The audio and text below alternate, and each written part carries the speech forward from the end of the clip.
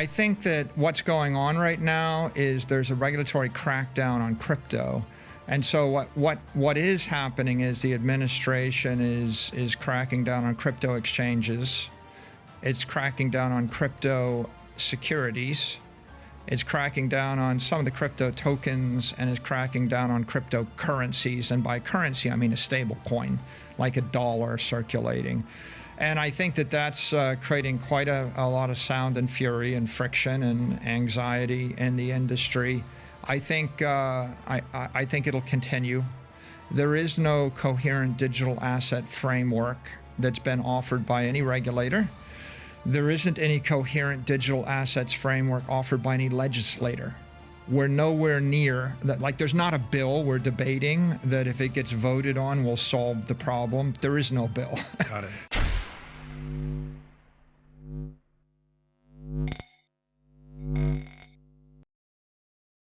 Hey guys, welcome back to Library of Wealth. Today we have Michael Saylor on the PBD podcast, sharing his recent prediction for Bitcoin and where cryptocurrency is headed in 2023. Saylor raises the alarm about the potential threats looming over Bitcoin's value as central bank digital currencies cast a shadow on its principles of anonymity and decentralization. The prevailing fear lies in the potential for CBDCs to grant governments an unprecedented level of surveillance and control over their citizens, while on the other side of the coin, proponents view them as a progressive transformation of state-issued cash that can revolutionize and manage the economy. Amid this heated debate, numerous crypto analysts and experts perceive central bank-issued digital currencies as a major concern, one that could ultimately jeopardize the existence of physical cash and send shockwaves through the foundations of the commercial banking system, as individuals will have to migrate all financial transactions through the Federal Reserve. Let's get right into the latest interview with Michael Saylor, as he discusses Bitcoin and the concerns surrounding crypto that have been raised in the last week. Don't forget to hit the like button and subscribe if you enjoy the content we do here on this channel. Let's get right into the video. You sound very confident, though, with saying that. Confident about what? Confident about the regulators won't let you issue a stablecoin? Confident about the fact that, both sides are going to agree on not wanting to do anything with CBDC. I mean, you're talking about a direction we're going where overregulation is a popular thing. Censorship is being sold as no, that makes sense. I understand what they're doing. They should be silencing that person. He shouldn't be saying anything. To the point where a guy named Elon Musk, who was on track for being a trillionaire, if he would have just driven Tesla, he decides to go out there and take money and buy a nonprofit organization at the time that he called it, organization called Twitter, right? Being too confident kind of gives those guys strength because they can play their manipulative games until eventually one day you're waking up saying, now, we do have CBDC. Well, I mean, I agree with you. If you're a voter, you ought to not. It should be an acid test. I don't think anybody should vote for a politician in favor of a CBDC. I mean, this is the struggle, control versus freedom that's as old as time, right? And in the history of the human race, every society, there's always people that want to impose control on the people, and there's another group that want freedom. Someone wants to control a colony. They want to tell you what to think. They want to tell you, who God is. They want to define religion. They want to impose taxes. They want to seize your property. They want to tax your property. They want to impose monopolies. And then there's another group fighting for freedom. And it was going on for hundreds of years before the Revolutionary War. I mean, there were monopolies in New York on who could bake, There were tariffs on using the Hudson River to go up and down the river. There were monopolies on who could trade with the Indians. They would give you land, they would steal your land, they would tax the land, people wouldn't pay the tax, there were rebellions. It's hundreds and hundreds of struggles. So it's been going on before the revolution.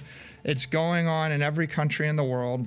Today, it's certainly going on, and if you have any political power, I think the best way to use it is to support those that trust people are in favor of freedom, because there tends to be, or seems to be, this never-ending tendency of governmental organizations to get stronger, and as they get stronger, they raise taxes, they funnel the taxes into the police state and the control state, and pretty soon it's illegal to bake bread.